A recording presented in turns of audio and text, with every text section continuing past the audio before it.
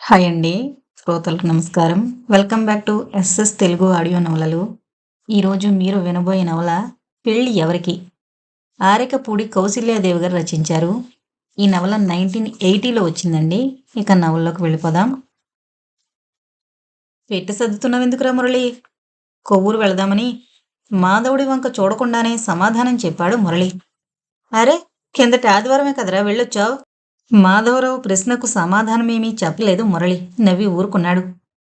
హాయిగా పోనపుపై పవళించి సిగరెట్ పీలుస్తూ అంతా వింటున్న కుమార్ దిగ్గున లేచి కూర్చుని సిగరెట్ విసిరేస్తూ తాను సంభాషణలో కల్పించుకున్నాడు. ఒక్క కిందటి ఆదివారమే అన్న మాట ఏంటోయ్? ప్రతి ఆదివారం ఇంకా మధ్య మధ్యలో అడపాదడపా వచ్చే పండగ పబ్బాలకు కూడా వాడలా ఇట్టే వెళ్ళి అట్టే వస్తూనే ఉన్నాడు. ఇవాళ కొత్తగా అడుగుతావేం? ఈ దూరాభారాలు తగలయ్యా. దగ్గర కాదు గాని దరిదాపుల్లో ఉంటే నేను అలాగే పోతూ వస్తూ ఉండేవాణ్ణి కదురా మా అత్తారింటికి వారం వారమును. తిరిగి మాధవ్ ఏమీ అనకుండానే మురళి టక్కుననేశాడు. కేవలం మన కంఠశోషే కాని వాడికి ఏం చెప్తే అర్థమవుతుందిరా. పెళ్ళాం దగ్గరికి వీలు దొరకగాని ఎందుకు పరిగెడతామో వాడికేం తెలుస్తుంది పాపం పసివాడు అనేసి పకపక హేళనగా నవ్వేయడం ప్రారంభించాడు మురళి. కుమార్ శృతి కలిపాడు. అయోమయంగా చూడసాగిన మాధవ్ వెన్ను నిమురుతూ అన్నాడు కుమార్. నీకు మా గోల దేనిగ్గాని నీ పని నువ్వు చూసుకోరా నాయనా. నీపైన ఇంకా ఇద్దరు ముగ్గురు పసివాళ్ళుండగా మీ ఇంట్లో ఇంక నీకేమర్థమవుతాయి ఇటువంటివి? మీ నాన్న ఆశలు తీరచండ్రా. మీకు ఆశలు ఆశయాలు దేనికి? చక్కగా పుస్తకాలు బట్టి పట్టి ఫస్ట్ క్లాస్ తెచ్చుకుని మంచి ప్రొఫెషనల్ కోర్సులో సీటు సంపాదించి బంగారు పిచ్చుకోకారా. లేదంటే మీ నాన్న వీపు చీరేస్తాడు. అలాగంటూ విరగబడి నవ్వుతూ మురళి కుమార్ చట్టాపట్టాలేసుకుని బయటికెళ్ళిపోయారు. అభిమానంతో అవమానంతో ఉడికిపోయాడు గదిలో ఒంటరిగా మిగిలిపోయిన మాధవ్. ఎందుకు అందరూ తనను తన తండ్రిని గురించి అంత హేళనగా మాట్లాడతారు? ఇరుగు పొరుగుకు తమ కుటుంబంపై విపరీతమైన విమర్శనలు హేళనలు. సంఘంలో గొప్ప పలుకుబడైతే ఉంది కానీ తండ్రికి గౌరవం లేదు. తల్లికి అసలే విలువివ్వరు ఎవరు. ఇక పిల్లలైనా తాము సరే సరి నిత్యం మిత్రుల అవహేళనలకు వ్యంగ్యాలకు గురవుతూనే ఉంటారు. దీనికంతకు మూలమేంటి? ఎక్కడుంది కారణం? ఆలోచనలతో వేడెక్కిపోయింది మాధవుని మస్తిష్కం. ఇక గదిలో ఒక్కడూ నిలవలేకపోయాడు. తాను పెట్టి సర్దుకుని స్వగ్రామం బయలుదేరాడు. డ్రాయింగ్ రూంలో కూర్చుని నలుగురు పెద్ద మనుషులతో ఏకధాటిగా ఎలక్షన్ విషయాలు, సంఘ సంస్కరణ పథకాలు వగేరా గొప్ప గొప్ప సంగతులను చర్చిస్తున్నాడు పరందామయ్య. క్షణకాలం తన వాక్ ప్రవాహాన్ని ఆపుచేసి అప్పుడే సూట్ కేసు చేతబట్టుకుని ఇంటడుగు పెడుతోన్న తృతీయ పుత్రుడు మాధవరావును యగాదిగా చూశాడు. కళ్ళజోడు సవరించుకుంటూ అడగని అడిగేశాడు. ఏమోయ్, అప్పుడే వచ్చావు? నెల్లాళ్లేగా అయింది నువ్వొచ్చి. 2 రోజులు సెలవులొచ్చాయిలేండి అని నసుగుతూనే లోపలికి జారుకుంటున్న పుత్రుణ్ణి ఆగవాయ్ పెద్ద మనిషి అంటూ మాటలతోనే నిలేశాడు. ఇక వచ్చి తండ్రి ఎదుట నిల్చోక తప్పలేదు మాధవరావుకు. చూడండయ్యా, ఈ కాలపు చదువులు వీళ్ళును కొడుకును చూపుతూ స్నేహితులనుద్దేశించి అన్నాడు పరందామయ్య. ఇక 2 నెలల్లో ఎంఎస్సీ డిగ్రీ పుచ్చుకోబోతున్నాడు. తండ్రి అడిగిన ప్రశ్నకు నిలబడి సమాధానం చెప్పాలనే కనీసపు మేనర్స్ కూడా తెలీదు. మేనర్స్ మేనర్స్ అనే పదాన్ని సాధ్యమైనంత ఒత్తి పలికాడు. చదువు అంటే మా కాలం చదువే చెప్పాలి. మర్యాదలంటే మా సొత్తు. ఇప్పుడేముంది? అంతా డూడు బసవన్న చదువులేగా. ఇక తండ్రి వాగ్ధోరణి అప్పట్లో ఆగదని బాగా తెలిసి ఉన్న మాధవరావు మధ్యలోనే ఆ వాక్ స్రవంతిని ఆపుచేశాడు తన మాటలతో. ఒక్కసారి వెళ్ళి అమ్మకు కనిపించిరానా నాన్నగారు? కనిపించొద్దుగాన్లే, మరీ మించిపోలేదు చొట్టనుసి రాలుస్తూ భేషజంగా అన్నాడు. ఇంతకీ ఎందుకలా నెలలా పరిగెట్టుకొస్తున్నావు? ఈ ఏడు చదువు సున్నాయేనా? పైగా సెలవొచ్చిందంటావేంటి? ఇప్పుడేమీ పండగల్లేవే. మళ్ళీ ఏమైనా స్ట్రైకులు గీకులు మొదలు పెట్టారేంటి? వేదవ స్ట్రైకులు. మేం చదువుకునే రోజుల్లో పండగ లేదు, పబ్బము లేదు.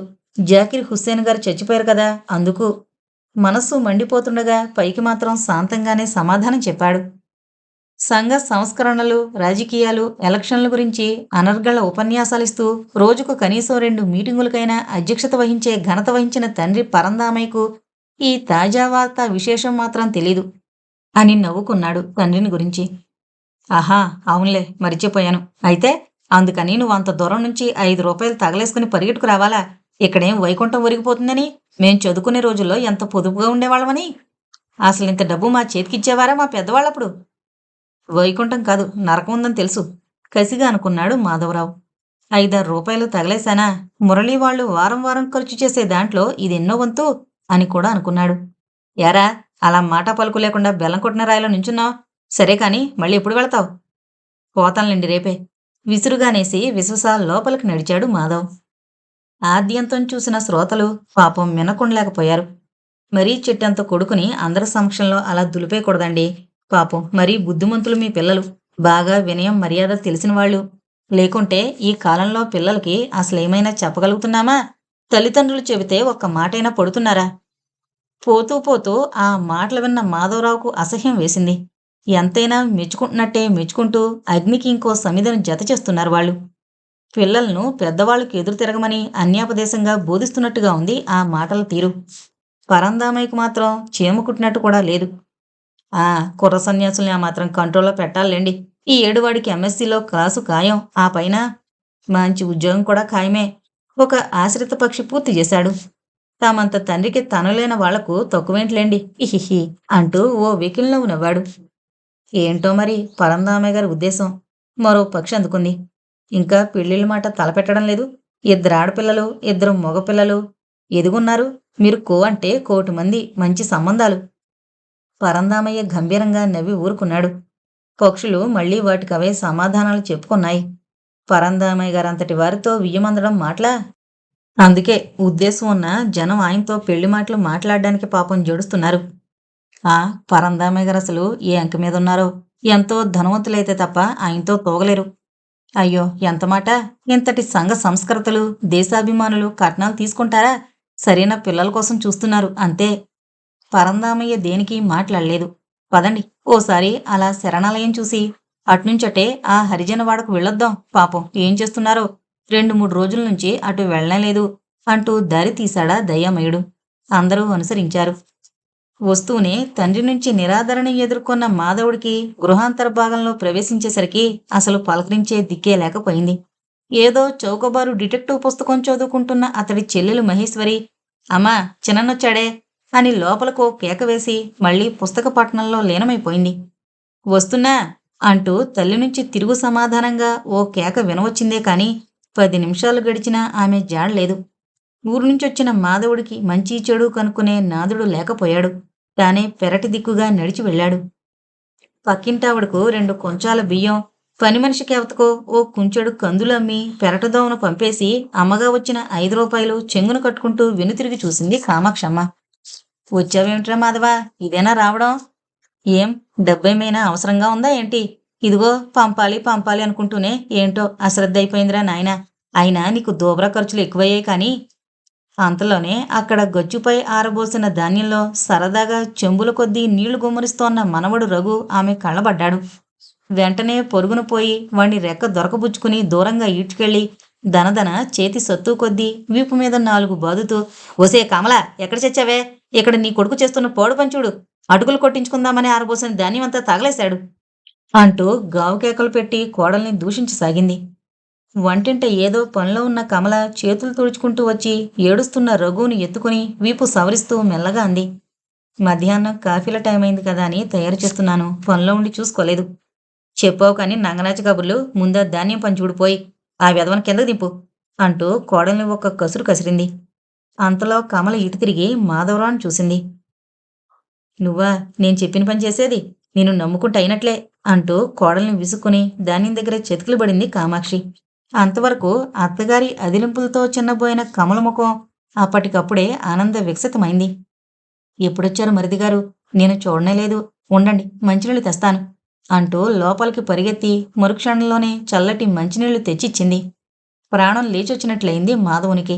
వసారాలో దూరంగా ఉన్న కుర్చీని దగ్గరకు తెచ్చివేస్తూ, కూర్చోండి. బాగా చదువుతున్నారా? పరీక్షలు దగ్గర పడ్డట్టున్నాయి ఆప్యాయంగా కుశల ప్రశ్న వేసింది. రిజల్ట్స్ మీరే చూస్తారుగా మనస్ఫూర్తిగా నవ్వుతూ సమాధానమిచ్చాడు మాధవరావు.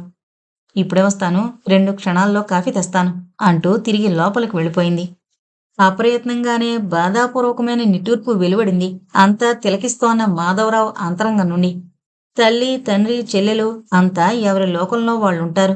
ఎవరి పనులు వాళ్లవి. రాకరాక వచ్చిన వాళ్ళని పలకరించి ఆదరించే తీరిక కూడా వాళ్లకుండదు. అందరి తల్లిదండ్రులు బిడ్డను చూడక చూడక చూసినప్పుడు ఎంతో ఆప్యాయంగా పలకరించి ఆదరించి ఆలన పాలనలు బాగోగులు కనుక్కుంటారు.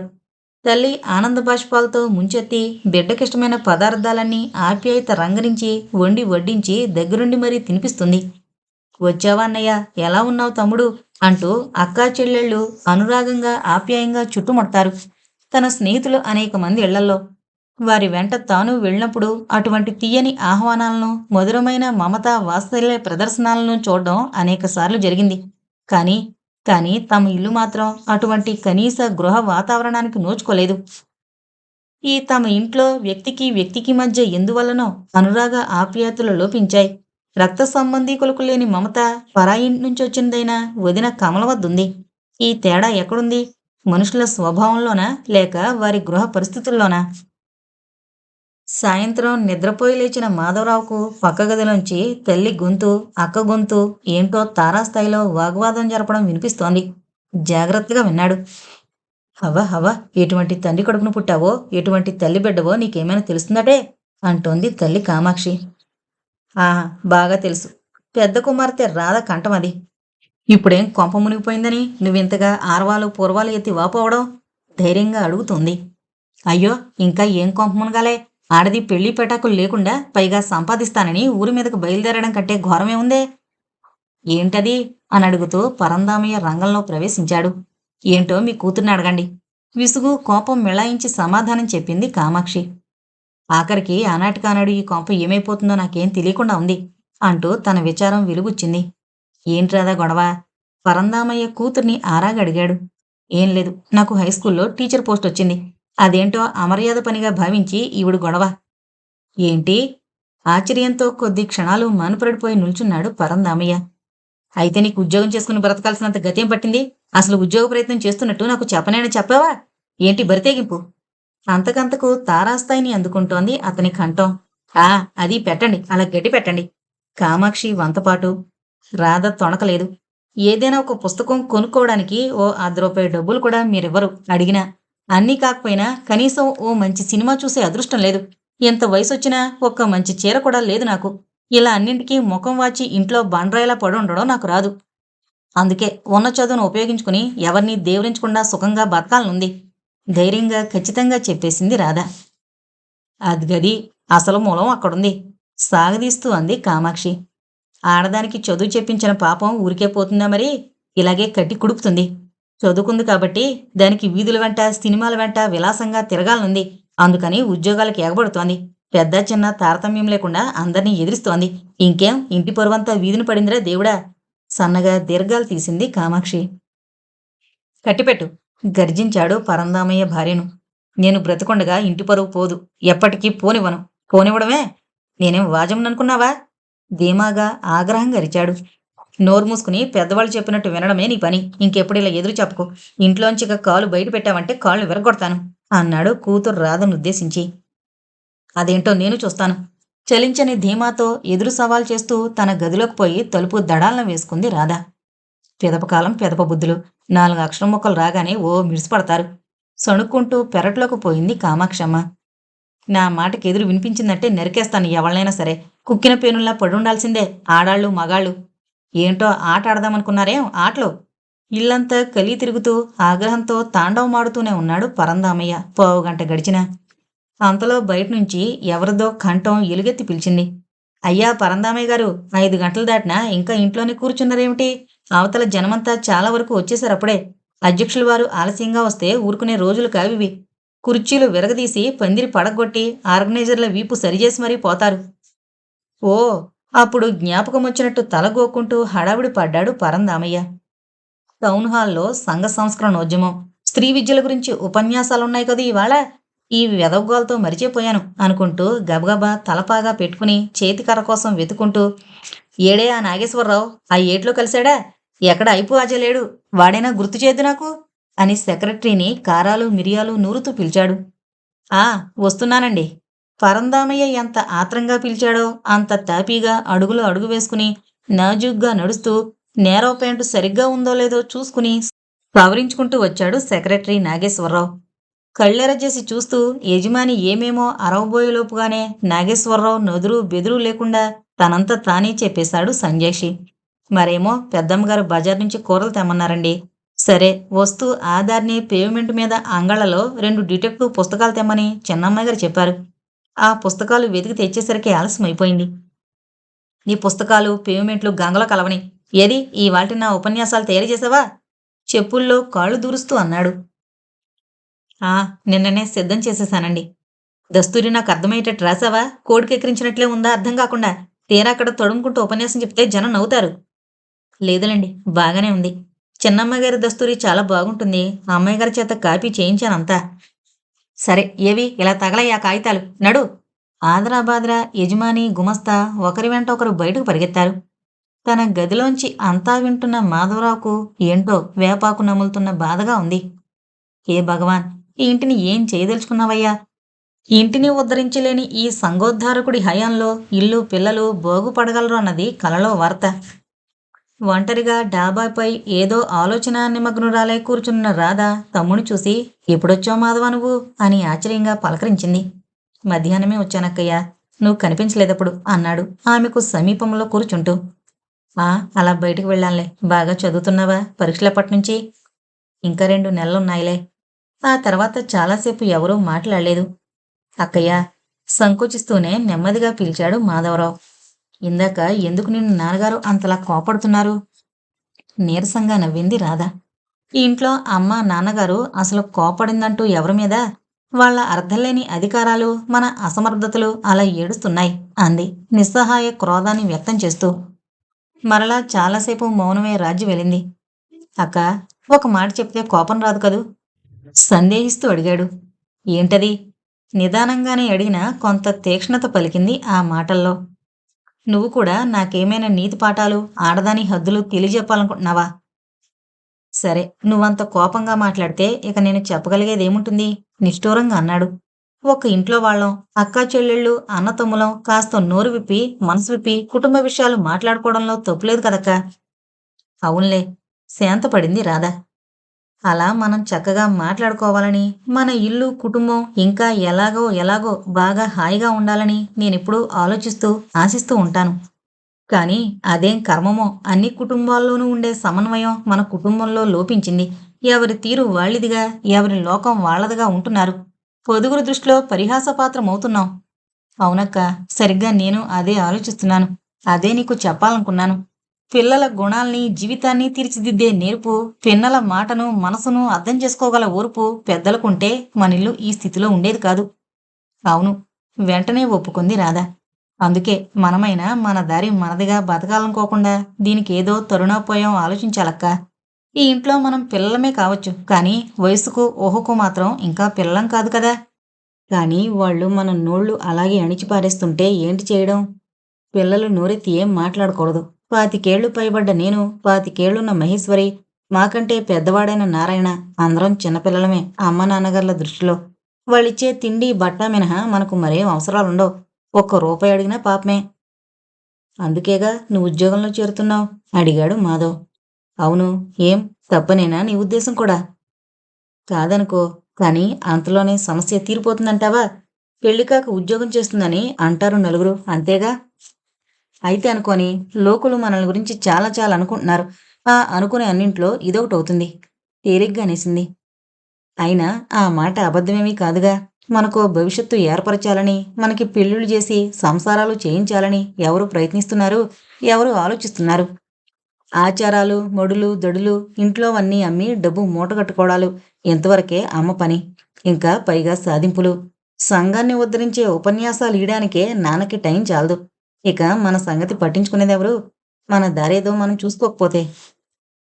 ఛ! బొత్తిగా అలా తీసి పారేయకక్కయ్య. వాళ్ళ తాపత్రయమంతా కన్నబిడ్డల కోసం కాకపోతే మరెవరి నెత్తిన కడతారంటావ్? అయితే ఒక విషయం, వాళ్ళకి ఒక తీరైన నిర్ణయం, దేనికైనా సరే పథకం వేసి ఆలోచించగల నేర్పు లేవు. అక్కడే ఉంది చిక్కంతా. ఏమో మాధవ, కానీ నేను మాత్రం ఇలా అప్రయోజకంగా సోమరిగా కూర్చోలేను. కనీసం కాలక్షేపంగా చదువుకోవడానికి ఓ పుస్తకం గాని, అదమో ఓ పత్రిక గాని కొనడానికైనా మనకి డబ్బులు దొరకవు. ఇది నా కర్మ అనుకుని నేను బాధపడి ఊరుకుంటాను. కానీ మహేశ్వర్ని చూడు ఎలా దిగజారిపోయిందో. ఏంటి? ఆత్రంగా అడిగాడు మాధవ్. ఏమని చెప్పను? రాధముఖం జేవురించింది. కొందరు మనలా మనకింతే ప్రాప్తమని ఊరుకోరు. కావలసింది అక్రమ మార్గంలోనైనా పట్టుదలగా సాధిస్తారు. చిన్నన్న కేశవుడు, మహేశ్వరి ఆ కోవకు చెందినవాళ్ళు. అంటే అదేంటో వివరంగా చెప్దు చంపక. ఎలా చెప్పను మాధవ నా నోటితో? బాధగా అంది. దాని అభిరుచులు ఎటువంటివో చూడు. ఆ ఫోర్త్ ఫారం దాటలేదు దాని చదువు. స్కూలుకు కూడా సరిగ్గా వెళ్ళలేదు.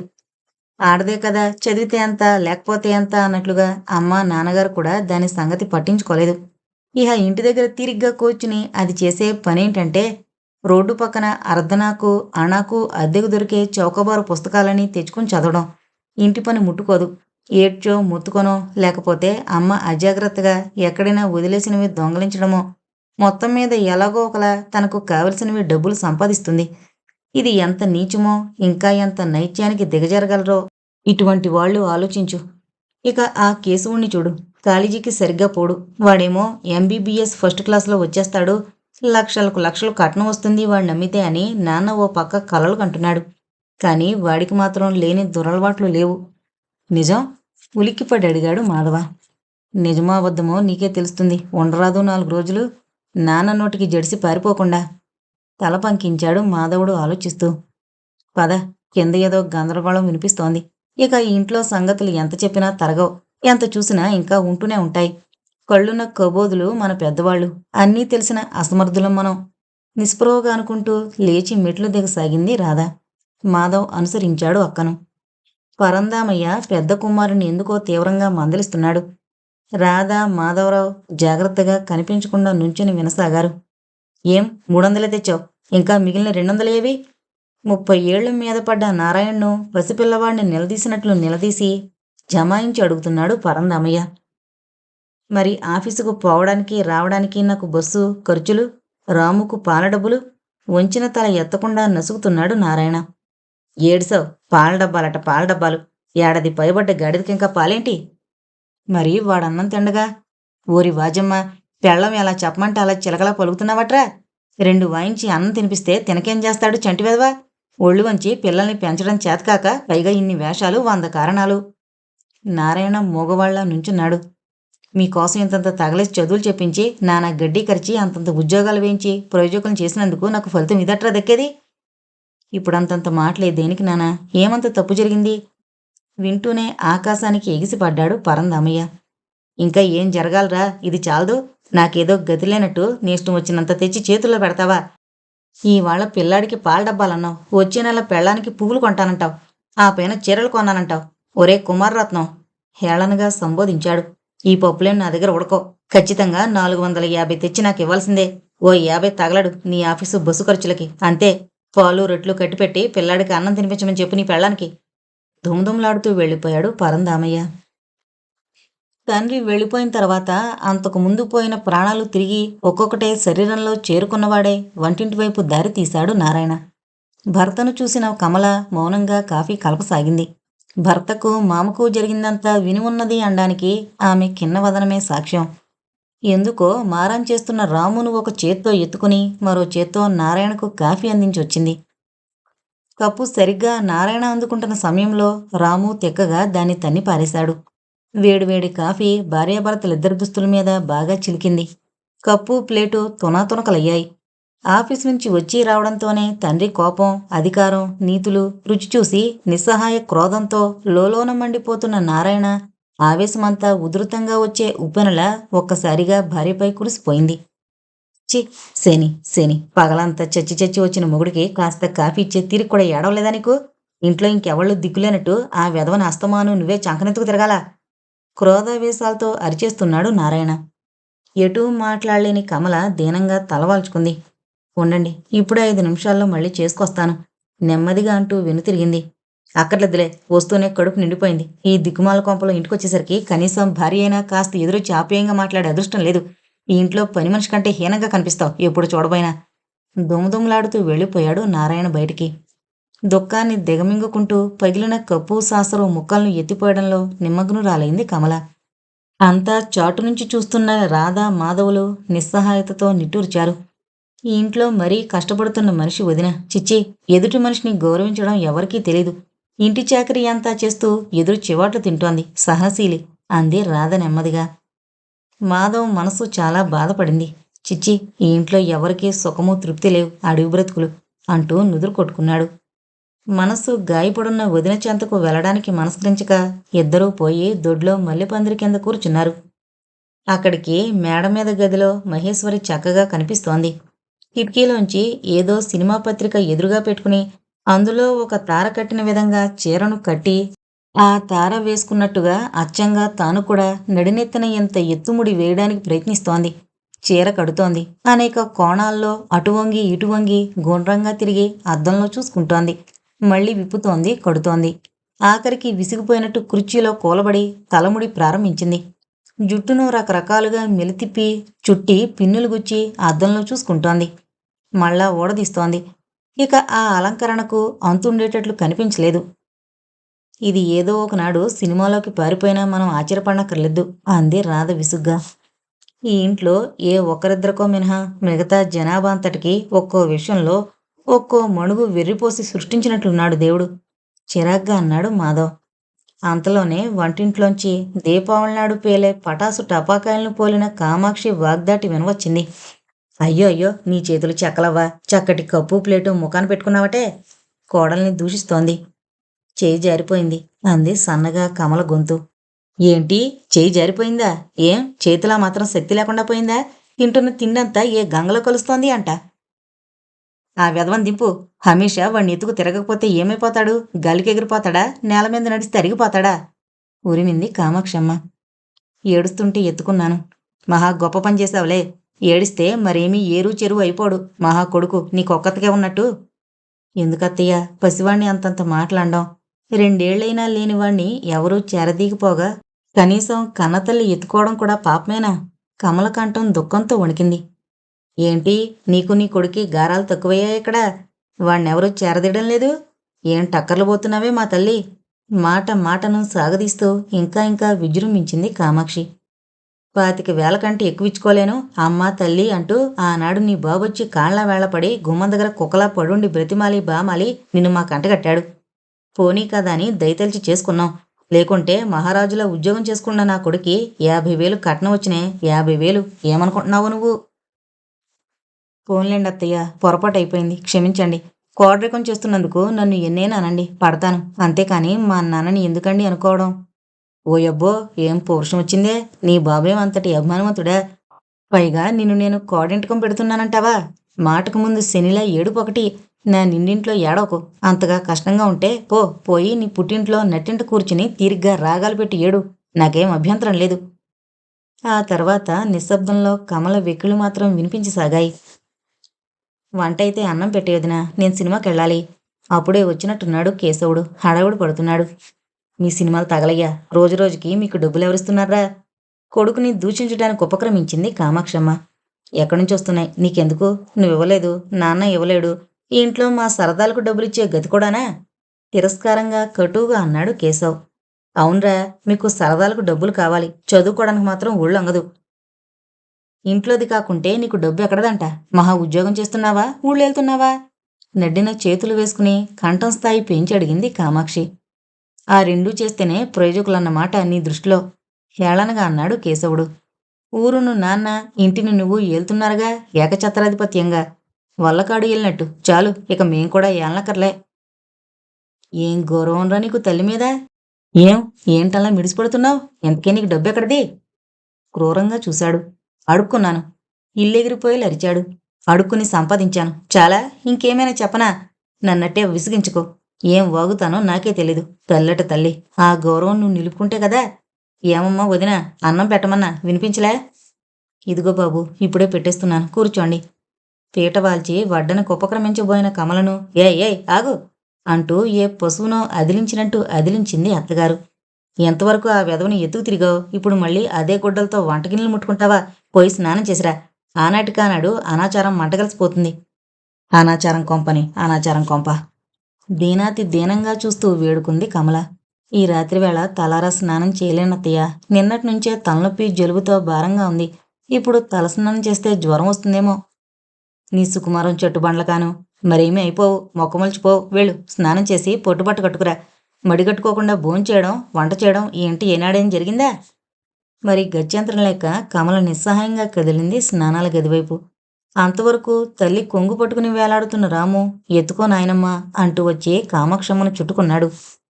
నిప్పు తొక్కిన కోతిలా ఒక్క గంతు వేసింది కామాక్షి వెనక్కు. ఓరి త్రాష్టుడా, ఓరి అపరాచుడా, నా మడిబట్ట కాస్త మైలుపడేశావు కదరా, ఈ రాత్రివేళ నేనెలా స్నానం చేసొచ్చేదిరా అని కోపంగా దీర్ఘాలు తీసి శపిస్తూ రామును రెండు మొట్టి, పో వెధవా, మళ్ళీ వంటగదిలో అడుగుపెట్టావు చెప్తాను అని తోసి పారేసింది. పోయి గోడ మీద పడి దెబ్బ తగిలించుకోవాల్సిన రాము సమయానికొచ్చి మాధవుడు ఆపద్బాంధవులా పట్టుకోవడంతో ప్రమాదం తప్పించుకోగలిగాడు. చిచ్చి, ఏంటమ్మా ఇది, మనవణ్ణి ఎంత గారంగా చూసుకుంటారు లోకంలో స్త్రీలందరూ, నీకెప్పుడు అసహ్యమే వాడంటే. ఛీ, నీ పద్ధతులేమీ నాకేం అర్థం కావడం లేదు. ఎప్పుడు ఏదో యుద్ధమేనా ఇంట్లో, శాంతి అనేది లేనే లేదు